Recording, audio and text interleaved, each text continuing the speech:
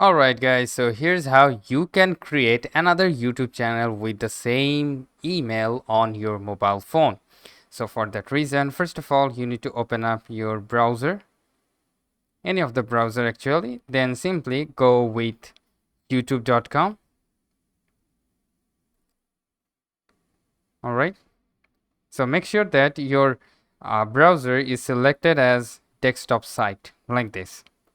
So make sure that your thing, and then simply tap on the profile icon on the top right side corner, and then these options will show up like this.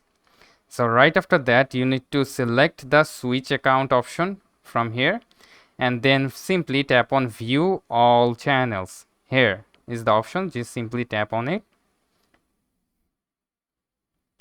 And as you can see, if we zoom it up like a little bit, and as you can see, there is only one channel here.